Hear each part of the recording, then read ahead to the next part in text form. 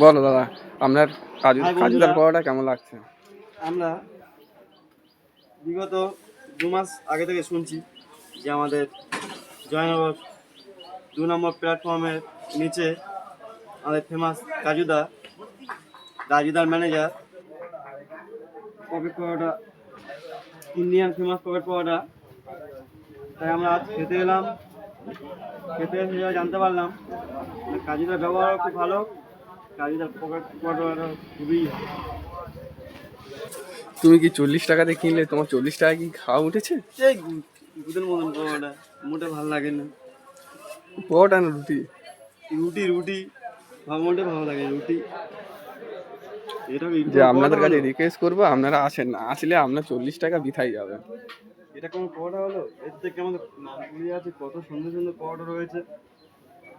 তা ছেড়ে দিয়ে আমরা অত দূর থেকে বাইকে তেল পুড়িয়ে এলাম, এটা কোনো পরোটা হলো? এ তো রুটি।